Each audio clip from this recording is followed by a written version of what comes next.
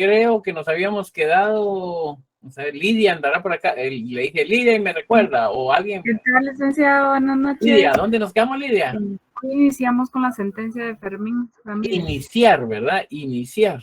Así es. Va. Bueno, vean, compañeros, vamos a darle una vista a la sentencia de Fermín.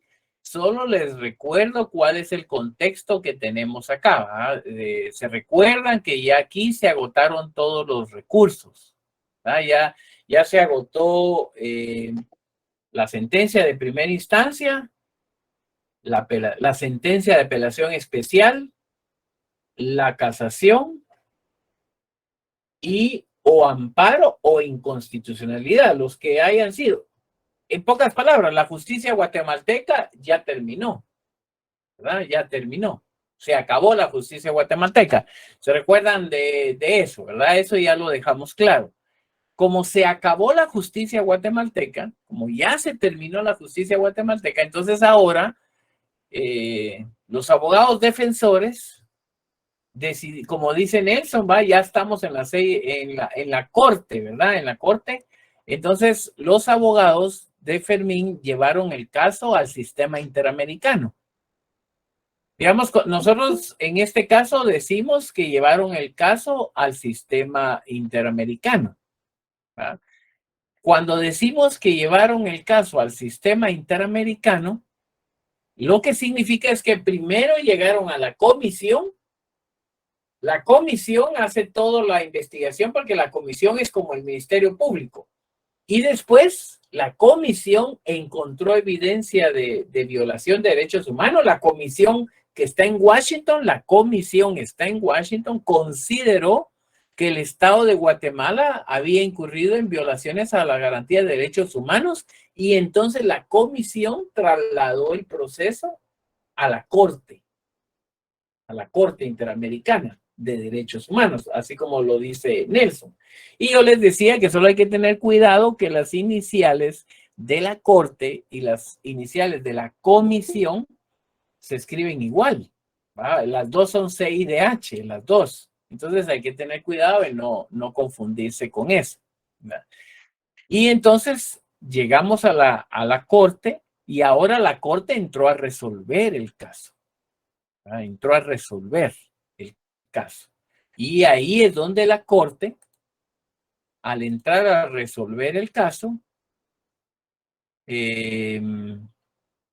déjenme ver que aquí está. Bueno, entonces la Corte, al entrar a resolver el caso,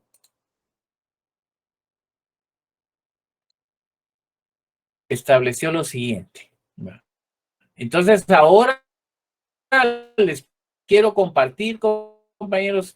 Fíjense que yo quiero compartirles algo mío, un truco mío. Yo acostumbro mucho revisar sentencias. Entonces, algo que a mí me ha servido en mi profesión, compañeros, cuando llevo casos, cuando llevo procesos, es que yo reviso sentencias. Yo reviso sentencias. Y revisar sentencias a mí me ha servido mucho. ¿verdad? Me ha servido mucho porque ahí está todo. Ahí es donde quiero mostrarles algo ahorita. Permítanme. Voy a suspender un poquito aquí para mostrarles algo. Vamos a ver aquí.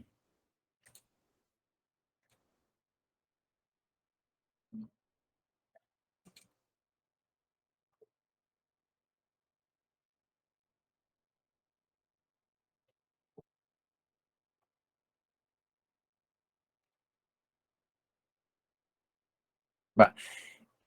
¿Saben qué hago yo, compañeros? Y aquí se trata de que ustedes sean buenos. Entonces yo les voy a dar lo que yo hago. Es un truco mío. Bueno, no solo mío, va de varios abogados también, pero que a mí me ha servido.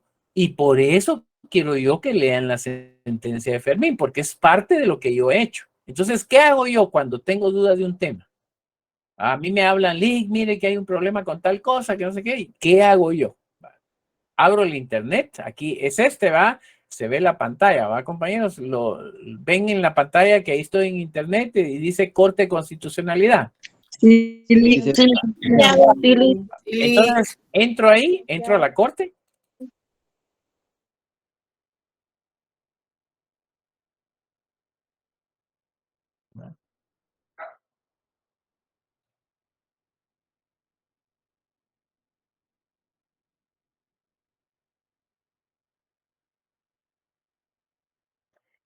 Entro a la página de la Corte.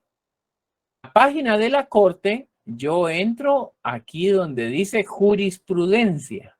Aquí.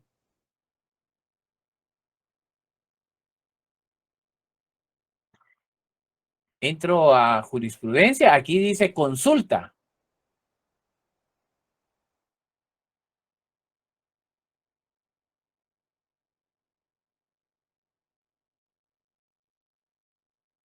Aquí les preguntan, va, que si quieren una sesión segura y que no sé qué, y le doy sesión segura.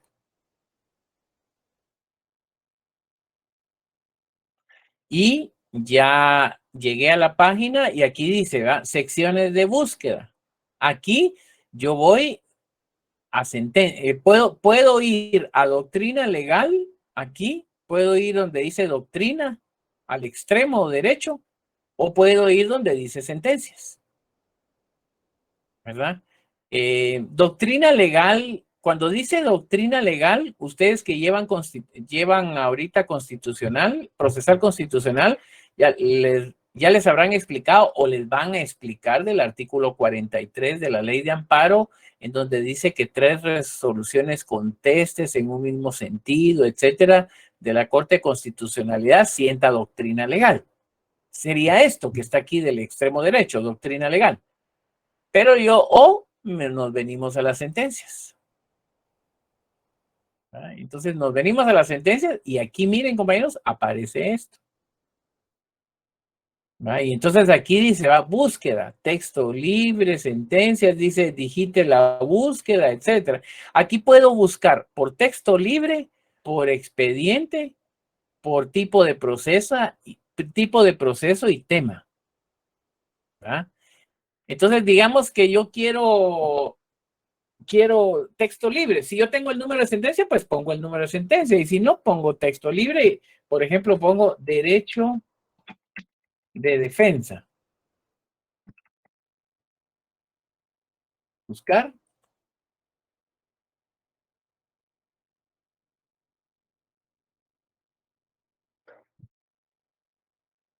¿Va? Y miren, compañeros, aquí hay para divertirse. Miren, aquí ven, aquí. Aquí hay para divertirse. ¿Va? Entonces vengo yo y como yo estoy investigando, ¿va? Yo no estoy buscando un caso concreto, sino yo estoy investigando qué ha dicho la Corte sobre el derecho de defensa. Eso es lo que yo quiero, ¿va? Yo quiero saber qué ha dicho la Corte en relación al derecho de defensa. Entonces vengo yo, miren aquí, logran ver, aquí está el link donde se pueden bajar las sentencias a su computadora, aquí están, aquí, o las pueden imprimir. Y en algunos archivos hasta se puede convertir a Word, en formato Word. Aquí está el PDF, pero este PDF se puede copiar. Miren, aquí lo resalto, y lo puedo copiar. Lo copio y lo pego en una hoja de Word. Hasta deberes hacemos así, ahí lo voy pegando y armé la sentencia. Algunas sentencias pueden convertirse a Word y otras no. Otras se quedan en PDF, pero miren, es un PDF que se puede copiar. Y aquí está, compañeros, ¿qué ha dicho la Corte en relación al derecho de defensa? Aquí está. Y entonces, ¿qué hago yo? Me pongo a leer, pero yo me voy, ¿saben? ¿Saben qué hago yo? Leo qué dijo la Corte en relación a ese tema. ¿Va? Entonces vengo yo y yo digo, ¿de qué se trataba eso? Y aquí veo antecedentes, dice, ¿ve? Acto reclamado, aquí, esto leo, acto reclamado, es decir, la queja. ¿Cuál es la queja? Entonces aquí se ve la resolución del 19 del 2018 emitida por la Sala Cuarta de la Corte de Apelaciones del Ramo Civil del Departamento. Dice, al conocer en alzada, al conocer en alzada es cuando resuelven el recurso de apelación, porque el recurso de apelación se le llama recurso de alzada, al recurso de apelación. Entonces cuando dice, al conocer en alzada, Entonces yo ya sé que están hablando de la apelación, ¿verdad? De la apelación, porque es un recurso de apelación.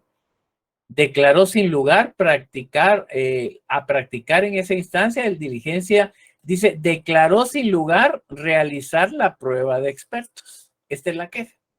Entonces yo lo leo y digo, si me interesa ese tema y si tiene que ver con el caso que me consultaron, lo sigo leyendo y si no me voy aquí a buscar con las demás, más de alguna va a tocar el tema que a mí me interesa. Y después, cuando ya leí el caso, digamos que digo, sí me interesa saber qué pasó cuando un tribunal niega realizar una prueba. Entonces, ya lo leí, ahora me voy directo a los considerandos, me voy directo, ya ni miro todo lo demás. Ni miro, ahí ya ni, eso es todo lo que pasó, a lo que dijeron y que se tiraron el pelo y toda la cosa, se hicieron caras y todo. Me voy a los considerandos. Normalmente, el primer considerando, el primero, solo se refiere normalmente a que si la corte tiene derecho o no sobre un tema, en la mayoría de casos. Y a partir del 2, del considerando 2, aquí ve, ya empiezo a leer. Esto leo yo, miren, el considerando 2. Leo todo despacio, yo veo, aquí ve, y lo veo. Después leo el 3 y aquí ve, esto es lo que yo leo, todo el 2, el 3. Si hay 4, pues el 4 y así va. Aquí, y ya esos son los que leo. Porque ahí es donde yo aprendo, porque ahí es donde la corte dice que dijo esto, que no sé qué. Y en un memorial, si a mí me interesa en un memorial, yo puedo poner en memorial, hago constar que la Corte de Constitucionalidad en sentencia de fecha tal, esta misma, en el apartado tal, resolvió lo siguiente y copio el pedazo y lo pego en mi memorial. Ay, y hago referencia a que la corte lo dijo en tal lugar. Entonces, eso es lo que se puede hacer, compañeros, es eso. Eso hago yo, ¿verdad? Entonces, los invito a ustedes que si quieren ser buenos, hagan eso, lean sentencias. Y lo mismo se puede hacer con la Corte Interamericana de Derechos Humanos. La Corte Interamericana también tiene jurisprudencia en su página. Entonces lo mismo pueden hacer. Y eso es lo más fácil, hombre, eso no se hace, porque además la Corte Constitucional lo dijo, entonces vengo yo y lo cito y lo digo en un lugar que la Corte ya lo dijo, y entonces difícilmente alguien me va a decir que no. ¿Va?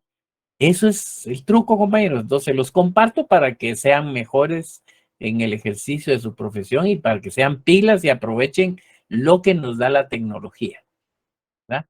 Bueno, solo eso, ese era un comercial, compañeros, que quería darles y invitarlos que lo mismo se hace con la Corte Interamericana de Derechos Humanos. Es lo mismo, vayan a la página de la Corte, busquen el link que dice jurisprudencia y ya. Y ahí entran a buscar sentencias, y ahí está un montón de sentencias y las pueden bajar o las pueden copiar. ¿Verdad? Solo eso, compañeros, eso ya es el comercial del día de hoy. Bueno, habiendo ya dado, muy bien, Jamie, eso, ahora paso a la sentencia de Fermín, ¿verdad? Para que vayan entrando, gracias, Dina, para que vayan entrando, entremos en materia. Bueno, entonces ya tienen el contexto y entonces ahora la Corte Interamericana de Derechos Humanos dictó sentencia en el caso de Fermín. Cuando la Corte dicta sentencia en el caso de Fermín, lo más importante de estas sentencias, compañeros, es que no se van a asustar por el montón de hojas, porque lo que pasa es que estas sentencias tienen un montón de hojas.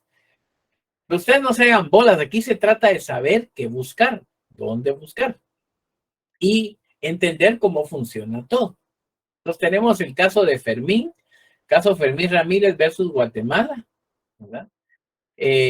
Aquí donde dice sentencia, de esas sentencias pueden haber varias, pero la que es importante es la que dice fondo, la que dice fondo. Fondo es el asunto principal del problema. Entonces, si dice fondo, esa es la del asunto principal. Cuando busquen una sentencia, la sentencia dice fondo. Entonces, eso es lo importante. Vean que tiene 89 hojas. No se compliquen porque no son las 89 hojas lo que es relevante, ¿verdad? Y ahorita, por eso quería explicarle la sentencia para que vieran por qué. Vean que primero tenemos como los antecedentes, ¿verdad? Entonces, ¿quiénes? Vean, en el caso Fermín Ramírez, la corte se integró por los siguientes jueces. Y ahí dice quiénes eran los jueces que la integraron, ¿verdad? Que conocieron el caso de Fermín. Aquí, compañeros, aquí están los nombres de los jueces, pero vean este que dice juez ad hoc. De hecho, el licenciado Arturo Herrador, él es guatemalteco, ¿va? Fue nombrado como juez ad hoc. Juez ad hoc, compañeros, juez ad hoc se le llama a un juez en el sistema internacional, se le llama a un juez que es designado solo para este caso, que nada más va a colaborar con este caso. Entonces, digamos que estos jueces que están acá son los jueces titulares de la Corte Interamericana de Derechos Humanos. Pero para que Guatemala esté más tranquila y para que Guatemala vea que no se van a hacer cosas a espaldas de Guatemala, etcétera, entonces lo que se hace es que nombran a un juez que también va a actuar como juez, pero en este caso es un juez especial para este caso, solo para este caso. Puede ser guatemalteco o puede ser de otro país, ¿verdad? Puede ser que sea guatemalteco o puede ser que sea de otro país, no hay problema. Ya sea de Guatemala o de otro país. En este caso quedó Arturo Herrador porque Guatemala lo propuso a él. Y lo nombraron solo para este caso. Entonces, aquí donde dice ad hoc, compañeros, ad hoc, es como que dijeran ustedes solo para este caso, pues solo para el caso, para este caso, como que dijeran. Va. Después, aquí viene, ¿va? Y todos los da. Aquí es, entonces, esta primera parte es solo cómo se integra el tribunal. Aquí en este apartado, estos son los antecedentes del caso, es decir, cómo este caso llegó aquí, es decir, antecedentes en relación de cómo llegó. Y entonces vean ustedes que aquí está lo que yo les decía a ustedes, ¿verdad? La comisión lo mandó, por decirlo, sometió a la comisión sometió a la corte, dice aquí, ¿ve? Una demanda contra el Estado de Guatemala. Entonces vean ustedes que aquí estaba, donde dice introducción de la causa, es básicamente informarnos cómo llegó la demanda a la corte. Y a partir de ahí ya vienen todos los paso a paso. Entonces aquí dice que la comisión presentó demanda que se fundamentó en el artículo tal, que a criterio de ¿por qué la comisión lo mandó? Porque la comisión considera que Guatemala violó estos artículos de la Convención Americana de Derechos Humanos, que de artículos de la Convención Americana, Guatemala incumplió con estos artículos de la Convención y por eso presentó una demanda contra el Estado de Guatemala en la Corte. Aquí viene por qué. En este apartado donde dice competencia de la Corte, este apartado se usa para que la Corte declare si tiene competencia para conocer una reclamación contra el Estado de Guatemala. Y ahí dice si sí se considera que le corresponde, que tiene la autoridad para intervenir en casos de Guatemala o si no. ¿Va? Solo es eso. Y aquí lo dice. ¿Va?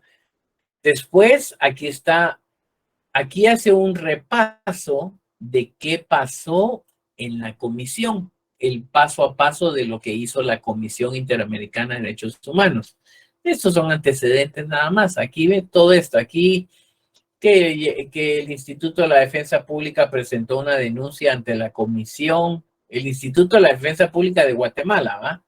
Presentó una denuncia ante la Comisión Interamericana por el caso Fermín, y ahí ya comienzan a explicar paso a paso qué hizo la comisión. Todo lo que hizo la comisión, miren, 9 de octubre, 9 de octubre, 11 de marzo, ahí van el paso a paso. ¿Va? Miren todo el tiempo que se llevan estos casos, compañeros. El 9 de junio del 2000 presentó el Instituto de la Defensa Pública denuncia ante la Comisión Interamericana de Derechos Humanos. Y miren, aquí ya vamos por 2004, ¿ah? Aquí ya vamos por 2004, etc. Y aquí va todo lo que se hizo ante la comisión. En base a todo lo que se hizo, en base a todo, la comisión hizo recomendaciones al Estado de Guatemala, le hizo recomendaciones al Estado de Guatemala, etc. La comisión le dijo al Estado de Guatemala tal cosa. Aquí va todo lo que hizo la comisión. Esos son solo antecedentes, no es parte de la sentencia propiamente. Aquí solo nos sirve para saber cuándo lo mandó, en qué se basó la comisión y qué fue lo que pidió. Y ahora aquí, a partir de aquí, es llegado el expediente de la comisión, ¿qué pasó ahora en la corte? ¿Qué hizo la corte? Y aquí viene el paso a paso. ¿Va? La corte lo recibió en el 2004, hizo tal cosa, y ahí aquí comienza a decir, ¿va? Llamó a los abogados, llamó a los jueces, etcétera. Aquí está, ¿eh? Siguiendo instrucciones, dice, informó al Estado el derecho de designar un juez ad hoc. Esto era lo que yo les decía, ¿va? La Corte informó al Estado de Guatemala el derecho que tenía de Guatemala de nombrar un juez ad hoc. Guatemala pudo proponer a uno de cualquier país, ¿va? De cualquier país, o en este caso de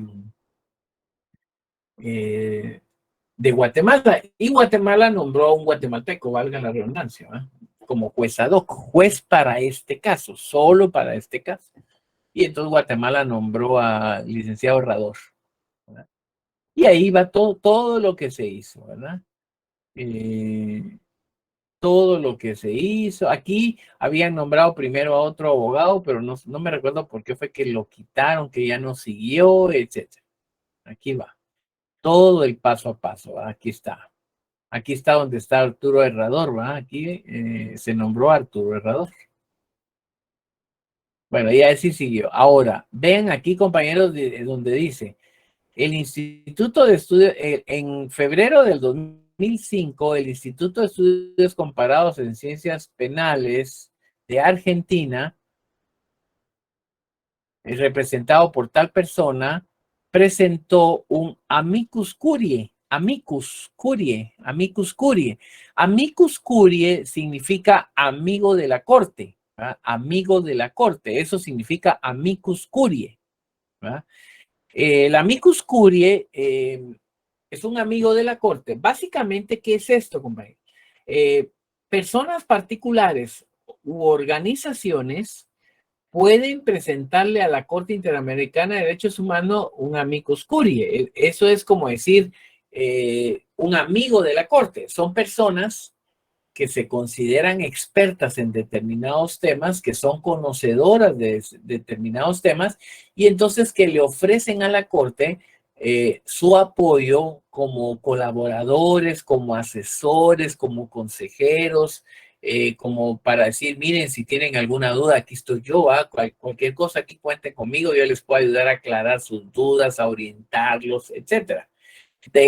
Como pueden ver aquí, el tratadista es un tratadista muy famoso del derecho penal internacional, el argentino Eugenio Raúl Zaffaroni. También presentó un amicus curiae en este caso. Zaffaroni es un tratadista muy reconocido en Latinoamérica, ¿va? Entonces presentó un amicus curiae también. Y así, bueno, entonces aparte presentó a sus testigos, a quienes iba a proponer, etc. Esto donde dice, ve, cuidadosamente tomando en consideración la importancia de presentar sus alegatos in voce o in voce. Esto es básicamente como en voz, es como decir verbalmente. Es decir, la obligación lo importante que es que los testigos comparezcan a declarar personalmente, verbalmente. Es decir, pueden hacerlo por escrito, pero más importante, dice aquí, que lo hagan a viva voz, personalmente a viva voz. Eso es in voce o in voce. Y ahí va todo. Aquí siguen apareciendo. Este perito que aquí se propusieron peritos que son expertos por alguna de las partes. Aquí está Alberto Binder. Este Martín Alberto Binder es famoso porque él fue uno de los que propuso nuestro Código Procesal Penal actual. Él fue uno de los creadores de la propuesta de nuestro Código Procesal Penal. Y ahí, por eso es muy conocido a nivel latinoamericano y en Guatemala. Entonces ahí está todo lo que se hizo. También es hasta el Irish Center for Human Rights presentó un amicus curiae también, ¿verdad? Bastante gente se ofreció de amicus curiae. Bueno, aquí aparece medidas provisionales. Las medidas provisionales, compañeros, se llaman medidas provisionales o medidas cautelares. Así se les llama. ¿Se recuerdan que yo cuando hablé de la orden de aprehensión y eso, mencionamos la posibilidad de medidas cautelares o medidas provisionales? Las medidas cautelares o medidas provisionales son medidas que se toman para evitar que una situación provoque daños irreparables o provoque daños que hagan innecesario o inservible el proceso posterior. Por ejemplo, habrán oído ustedes del embargo de cuentas bancarias, habrán oído del embargo. El embargo es una medida provisional o medida cautelar. Entonces, el embargo sirve para que si yo voy a demandar a Pedro porque me debe dinero, si Pedro me debe dinero, entonces vengo yo y trago embargo contra sus cuentas. ¿Por qué yo trago embargo? Porque el dinero que Pedro tiene en el banco lo aseguramos, lo embargamos, aseguramos, de tal manera que cuando el juicio se desarrolle, digamos que el juicio se resuelve 2 años después. Entonces, 2 años después, cuando el juicio termina, hay dinero guardado porque fue embargado. Entonces, 2 años después, hay dinero guardado en el banco porque fue embargado. Entonces, si yo gano el caso, hay dinero con el cual cobrarme. Por eso se usa el embargo. Esa es la razón del embargo. O es lo que pasa en procesal penal cuando el juez ordena prisión preventiva para el detenido. Entonces, cuando el juez ordena prisión preventiva para el detenido, eso es una medida cautelar. ¿Por qué? Porque es una medida que garantiza la presencia del sindicado dentro del proceso, la presencia de él dentro del proceso, para que cuando el proceso termine se puedan deducir responsabilidades. En cambio, si él no tiene prisión preventiva, puede darse el caso que cuando el proceso termine, él se fugó. Él anda por Rusia o anda por Ucrania. ¿Quién lo va a ir a buscar a Rusia o a Ucrania? Entonces, ¿de qué me sirve a mí ganar el juicio si no hay dinero en la cuenta o si el acusado no está, se fugó? Entonces no sirve de nada. Para eso son las medidas provisionales, compañeros, o cautelares. Y esta palabra inter alia significa mientras tanto. Mientras tanto. Entonces aquí es donde dice el 3 de diciembre de 2004, los representantes al presentar sus solicitudes y argumentos solicitaron, ahí es donde entienden ustedes, ¿va? Solicitaron, mientras tanto, que para salvar la vida de Fermín, la Corte expidiera medidas provisionales con base en lo dispuesto en el artículo tal. Es decir, en pocas palabras, que Guatemala no lo va a ejecutar mientras tanto. ¿Ah? Entonces ahí dice, en virtud de que a pesar de la vigencia de las medidas cautelares, ¿verdad? Representa una gran preocupación que Guatemala lo ejecute. Mientras tanto, como en Guatemala internamente ya se había agotado todo y lo habían condenado a la pena de muerte y ya había terminado todo, entonces aquí lo que se decía era que mientras se tramita el juicio, por eso es que dice aquí ve inter alia, es decir, mientras se tramita el proceso, que la Corte le ordene a Guatemala no no van a ejecutar a Fermín, algo así, no lo van a ejecutar, espérense que el caso termine. Eso es básicamente. Entonces eso significa inter alia, ¿verdad?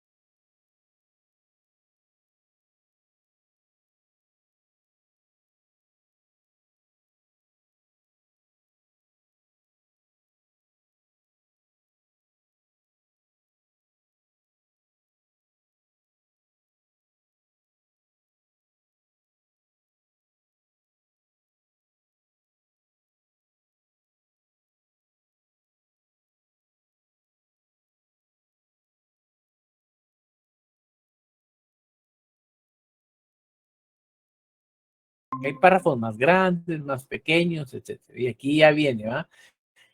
Aquí habla de las pruebas, cuáles pruebas se admitieron, ¿verdad? Eh, de qué se tratan las pruebas. Vean que aquí dice, ve, en materia probatoria rige el principio contradictorio. Contradictorio. Se recuerdan, compañeros, que el principio del contradictorio está fundamentado en el artículo 12 de la Constitución, el derecho de defensa. Entonces, el principio contradictorio básicamente es el derecho de defensa.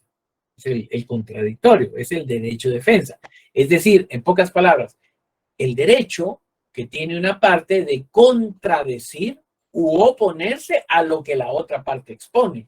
Eso es el contradictorio, el derecho de que una parte se oponga o contradiga lo que la otra parte dijo.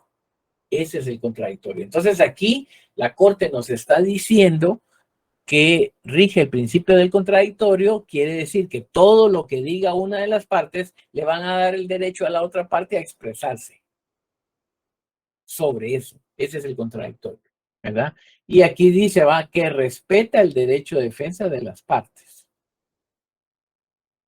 Ahí explica, etcétera, etcétera. Ahora, la Corte ha señalado, aquí habla de del valor de las pruebas. Aquí ya explica, va, las clases de prueba. Entonces aquí tenemos prueba documental. Prueba documental son, valga la redundancia, como lo dice la palabra, documentos, ¿verdad? Documentos, cartas, expedientes, dictámenes, peritajes, pero escritos, prueba documental. Ahí aquí ya va toda la y aquí ya viene la prueba testimonial, a partir de aquí, testimonial, es decir, declaraciones verbales testimoniales. Normalmente, entonces, por ejemplo, testimonio. Esto se usa para los testigos, el concepto testimonio se usa para los testigos, pero aquí está con Fermín, que es la presunta víctima, porque él declara en calidad de testigo. Y ahí ya va toda la descripción, toda la historia. Aquí dice dónde duerme y todo lo que quiera decir Fermín, ¿va? Y lo que tenga que ver con el caso. Ahí lo explica todo. Ahí es todo lo que Fermín dijo. Aquí ya viene el peritaje de un testigo, Alejandro Álvarez, especialista en derecho penal, que dijo él, etcétera. El peritaje de César Barrientos. César Barrientos es guatemalteco, era guatemalteco, ¿no? Porque él falleció, era guatemalteco. Entonces ahí explicó, etcétera, ¿va? El peritaje de Rodolfo Kepfer, psiquiatra, es psiquiatra, él, y así, ahí va todo lo que ellos dijeron, etcétera, ¿va? los peritos. El peritaje de Martín Binder, Alberto Binder, era el que yo decía, el que ayudó a hacer el Código Procesal Penal. Bueno, y ahí vienen los demás peritajes, a los expertos. Ahora, valoración de la prueba. Esto de valoración de la prueba es básicamente una explicación que hace la Corte en la sentencia, donde nos explica cómo valoró los medios de prueba, es decir, qué valor le asignó a cada medio de prueba, qué tanto me convenció el medio de prueba. Entonces, a cuál le dio calidad de plena prueba porque me convence y a cuál yo no le di valor porque eso no me convence. Eso es básicamente lo que se hace aquí. Explican cuál es el valor de la prueba, ¿verdad? Eso es básicamente. Aquí dice, ¿verdad? Por ejemplo, si ustedes ven aquí dice, la Corte considera útiles para la resolución, el presente caso, los documentos suministrados por los representantes en sus alegatos finales, en cuanto no fueron controvertidos ni objetados, ni se puso en duda su autenticidad ni veracidad, dice. Entonces quiere decir que le dieron valor a los documentos de prueba. Y aquí va, todo aquí describe. Ahora, aquí en el apartado 7, aquí empieza digamos que lo más importante de la sentencia, hasta aquí. Aquí empieza, porque aquí ya nos comienza a decir que para la Corte, ¿qué quedó demostrado? ¿Qué fue lo que la Corte se convenció? Esos son los hechos probados. O sea, los hechos probados es, ¿qué fue lo que se convenció a la Corte? ¿De qué está convencida la Corte? Y ahí ya dice, ¿va? Que Fermín fue detenido, que tal cosa, y aquí dice todos los detalles, ¿va? Aquí dice, ve, que se ordenó la prisión de Fermín por los delitos de asesinato y violación calificada, aunque después solo se quedó por asesinato, ¿verdad? Y ahí dice, ¿verdad? Etcétera, ahí está todos los detalles, ¿verdad? ¿Qué manda Edwin? Sí, disculpe, en el 54.3 ya solo indica el Ministerio Público que se va a quedar solo con el delito de violación Sí. calificada. Sí, es que como aquí la sentencia es resumida, ¿va? Está resumida, ¿no? Acuérdense que es demasiado los folios, Extenso. eso lo que hace la Corte es solo así, ¿verdad? Solo para llegar a la secuencia, ¿verdad? Y entonces aquí va todo aquí la cosa es que ustedes entiendan cómo está integrada la sentencia para que la vayan ubicando y no se pierdan o no se asusten porque tiene un montón de hojas, ¿va?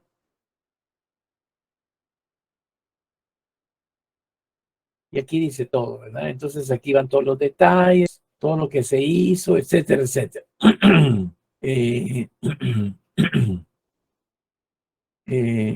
Miren aquí, miren, en este 54.9, aquí, dice, en la tarde del 5 de marzo del 98, el tribunal dice, al reabrir el debate oral y luego de haber escuchado la declaración de Fermín y 5 peritos, incluido el del doctor Tal, el tribunal advirtió a las partes sobre la posibilidad de un cambio de calificación jurídica del delito, sin especificar la nueva calificación, dice, en los siguientes términos. Y ahí dice, ¿qué dijo el tribunal? ¿Ah? Y aquí dice, en base a qué, aquí está el artículo que ustedes vieron, el 373. Aquí está, ¿verdad? Aquí está el 373, ¿verdad?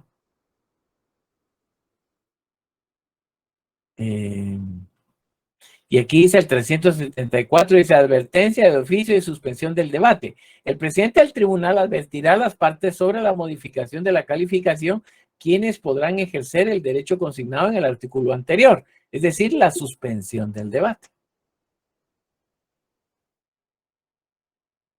¿Verdad? Y aquí está, miren compañeros, en el 54.13. Dice, luego de realizar dicha advertencia, el presidente del tribunal no dispuso, no no dispuso recibir una nueva declaración de Fermín, ni informó a las partes que tenían derecho de pedir la suspensión del debate, según el artículo 373. Y aquí dice, miren, la defensa tampoco solicitó la suspensión del debate. En consecuencia, continuó el debate. Ahí está el problema, compañeros. Este es el problema, ¿verdad? Ahí está en el 54.13. Ahora, era lo que yo les decía a ustedes. Enrique, ¿qué manda? Licenciado, buenas noches. Entonces, aquí fue un error tanto de la defensa como de los que o sea, defensa como el Ministerio Público, porque no o no se percataron o qué pasó ahí específicamente ante la decisión del juez. Y la otra pregunta es, ¿ellos reciben una sanción por no darse cuenta de esa violación? Sí, puede ser, puede darse una sanción, pero ya será otro tema, ya será de otros órganos, ¿verdad? Pero puede hacerse esa situación. Ahora, quedándonos solo en el tema de Fermín, aquí era donde yo les decía la vez pasada, aquí deben tomar en cuenta ustedes los derechos humanos y el derecho de defensa. Primero, el abogado de Fermín, ¿quién era el primero obligado a velar por la defensa de Fermín? El abogado defensor. Él era el primero. ¿Quién era el segundo obligado a defender los derechos humanos y la ley de Fermín? El Ministerio Público. ¿Verdad? El Ministerio Público. Porque se recuerdan ustedes, se recuerdan que el Ministerio Público tiene la obligación, ¿verdad? Tiene la obligación de velar por el estricto cumplimiento de la ley. ¿Verdad? Artículo 251 de la Constitución.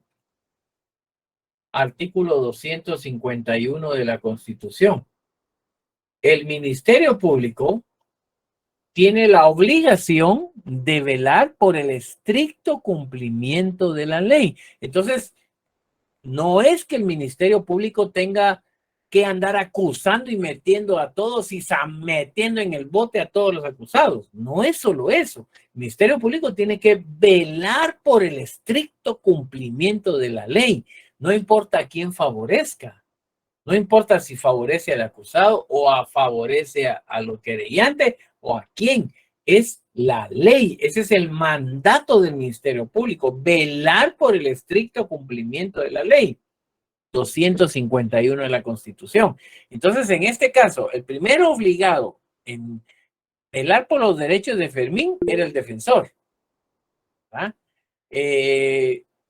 Sí puede ser Nelson, pero también puede ser por descuido, también puede ser porque cuando los casos son muy complejos, tienen muchos documentos, mucha información, se nos puede pasar a los abogados algo, ¿verdad? También puede ser por eso. O podría ser una estrategia del abogado, porque ha de haber dicho el abogado, ya Fermín ya está fregado, ese está condenado. Voy a dejar que pase un error, que se produzca un error, al producirse el error, lo invocamos después, ¿verdad? Puede ser, ¿verdad? Puede ser que pudo haber sido, pero digamos que se le pasó al defensor. Entonces, lo que yo quiero que piensen ustedes con los abogados defensores es, número uno, ¿quién tenía que defender los intereses de Fermín? El abogado. El abogado no lo hizo. Pero entonces aquí es donde deben tomar en cuenta ustedes. ¿Quién es el garante de los derechos humanos? ¿Quién tiene la obligación de hacer valer los derechos humanos? ¿Quién, compañeros? ¿Quién tiene esa obligación? El Estado. El Estado. El Estado. Y el Estado aquí, compañeros, en este caso, el Estado está representado por dos órganos. Uno, el Ministerio Público. Y dos, el Tribunal. Pero de los dos, aunque los dos tienen la obligación de velar por los derechos humanos, el que tiene la mayor carga es el tribunal. Entonces, si el abogado defensor es malo, es incapaz, comete un error, es negligente, se le pasa algo, es el Estado, el juez o el MP los que deben advertir y no permitir que la incapacidad de un abogado afecte los derechos de un detenido. O sea, afecte las garantías constitucionales. Solo las garantías, no que lo defienda, que consiga testigos, no, las garantías. Entonces aquí, exactamente, Arnoldo, es estricto el tema. Entonces aquí, cuando el abogado defensor no invocó en favor de Fermín, debió haberlo hecho el MP. Y si el MP no lo hizo, debió haberlo hecho el tribunal. Entonces, pero no lo hicieron. No lo hicieron. Entonces, no se le puede atribuir al abogado, digamos, el acusado no puede verse perjudicado por la incapacidad de su abogado defensor al no haber visto o sabido o tener presente garantías procesales como esta. Entonces, el debate, ¿qué pasó entonces? El debate siguió, continuó, ¿verdad? Continuó, el debate continuó y toda la cuestión. Aquí, mire, hablaron del asesinato y toda la cosa, y siguió todo el debate, ¿va? Y ahí todo siguió, ahí todo lo que han visto, etcétera, etcétera. Bueno, la cuestión es que llegamos a la sentencia, y en la sentencia el tribunal lo condenó a la pena de muerte. Y aquí vienen todos los detalles, ¿verdad? Todos los detalles de cómo lo condenó, de los detalles que llevaron al tribunal a condenar a Fermín a la pena de muerte. Aquí está, el tribunal concluyó por unanimidad y con certeza jurídica que Fermín era culpable, etcétera, etcétera, y lo condenó a la pena de muerte. Y le impuso la pena de muerte. Aquí estaba, le impuso la pena de muerte. Y a partir de aquí, a partir de aquí, ya empezaron los recursos. Como lo vieron ustedes, miren, aquí aparece la sala duodécima de la Corte de Apelaciones, que resolvió el recurso de apelación especial. La apelación especial. Aquí está la sala, esta es la apelación y ahí nos fuimos. Aquí van a ver ustedes otra vez lo que yo les decía la clase pasada, lo que se agotó la justicia guatemalteca. Miren, aquí está la Cámara Penal de la Corte Suprema de Justicia resolvió el recurso de casación. Aquí está casación. Y igual va que no cambió nada, que todo quedó igual. Entonces, cuando se resolvió la casación, vean aquí, compañeros, aquí está ahora que Fermín presentó amparo. ¿Va? Y que ese amparo lo resolvió la Corte de Constitucionalidad. ¿Se recuerdan que yo se los dibujé la semana pasada? ¿Va? Y aquí está el amparo y aquí está, la Corte denegó el amparo. Siguió todo otra vez. Aquí vamos. Aquí se pidió un recurso de aclaración por haber negado el amparo.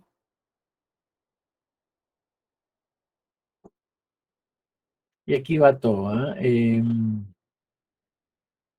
¿Saber? Hasta al presidente le pidieron que lo perdonara al Fermín, hasta el presidente le pidieron. Y el presidente no lo dio. ¿Va? Entonces, ya aquí, ahorita, ¿qué quedaba? Ahorita ya ir preparando la condena, ya la ejecución de Fermín. Eso era lo que básicamente aquí volvieron a plantear otro amparo, a ver qué más planteaban con tal de agotar la justicia guatemalteca. Que ya no dijeran que algo quedó pendiente en la justicia guatemalteca.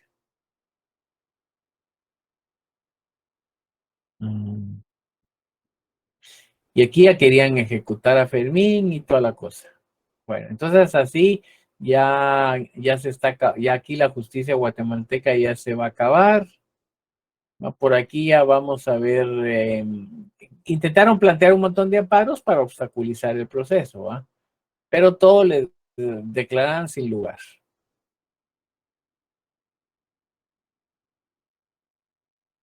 ¿Verdad? ¿Qué más? ¿Qué más? Bueno, ¿y qué más pasó aquí en Guatemala? Otro amparo, ahí plantearon un montón de amparos en el caso de Fermín, ¿va? Todo lo intentaban atacar.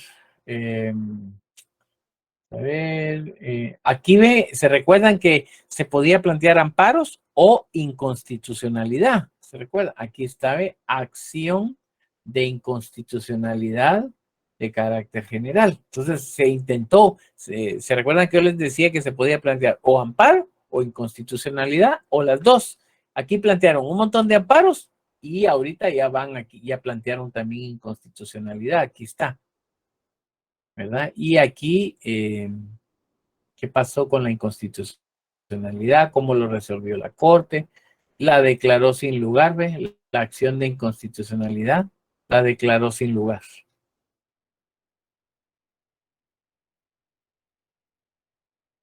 Y aquí ya son antecedentes de cómo ha estado preso el pobrecito de Fermín, cómo estaba preso, etcétera, tristecito, etcétera. Aquí va todo lo que había pasado, ¿verdad? Y dónde está preso, dónde ha estado, eso es,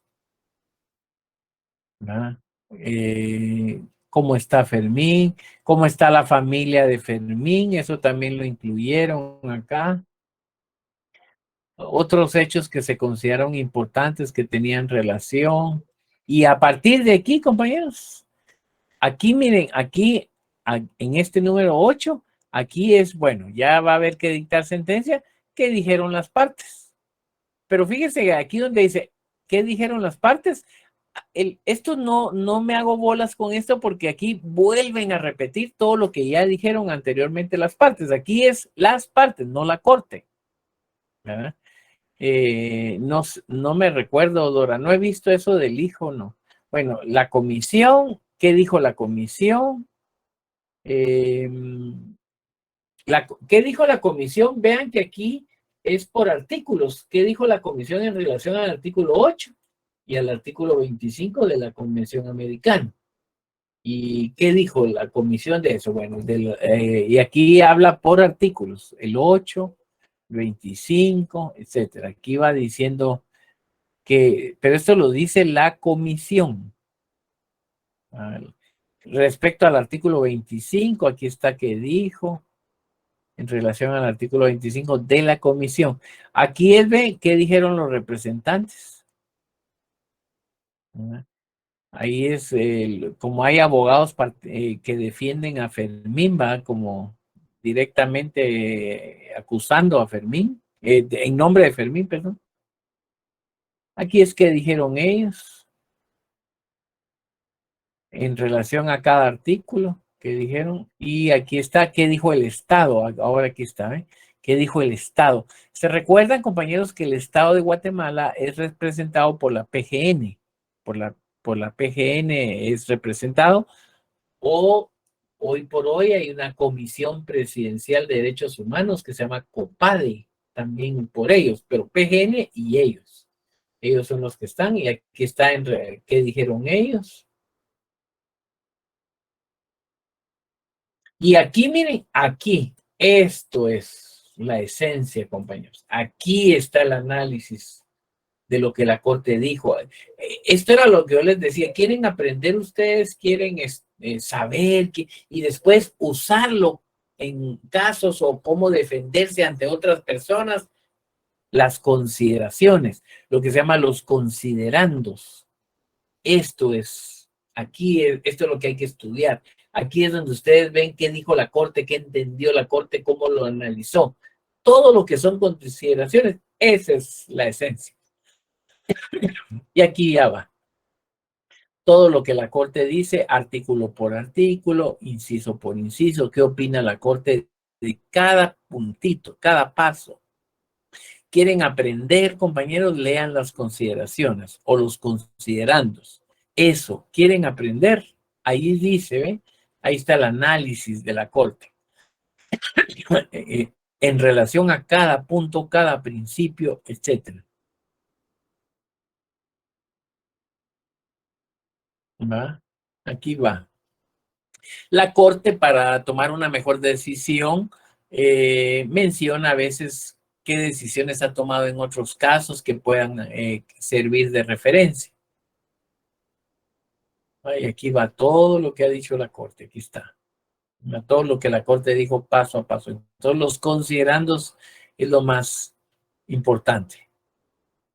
Esto lo dice la Corte, que es muy importante, y aquí explica cómo se llega a esto, cómo se alcanza a estos temas. Acceso a un recurso afectivo es el derecho, y aquí explica la Corte cómo llegar a ese derecho. Este es el derecho, la garantía, y aquí explica cómo llegar a esta garantía, que era lo que debía haber hecho el Estado para alcanzar esta garantía. Aquí ya cambiaron de artículo, ahora el artículo 9 en relación al 9, por eso se desglosa artículo por artículo, y aquí vuelve la comisión a hablar del 9, y otra vez los representantes del 9, y otra vez más por ahí el Estado en relación al 9. Y aquí viene la Corte, ve, en sus consideraciones. Esto es lo importante, esto. Ahí está lo que nos enseña. De ahí aprendemos. ¿Verdad? Y ya por aquí, ahora aquí, bueno, artículo 4 también estaba discutiéndose que si se cumplió o no se cumplió, etcétera. Aquí otra vez la Corte, las partes, el Estado, etcétera. Aquí va. Ahora, aquí cuando empieza el por tanto, compañeros, aquí es donde ya está la decisión final. A partir de aquí, el análisis ya no es tan grande, sino que aquí solo viene la decisión. El análisis no es grande porque lo importante se dijo en los considerandos, esa opinión se dijo en los considerandos. Entonces aquí, el por tanto ya es cuando va terminando el asunto. ¿Verdad? Entonces aquí aquí ya va a ir dictando su resolución final la Corte. Y aquí ya va a ir analizando el 5 por las reparaciones, etc. Bueno, ese es básicamente, compañero, aquí nuevamente otra vez analiza el artículo 5. Aquí habla de reparaciones. La reparación, en Guatemala esto se llama acción civil o acción reparadora o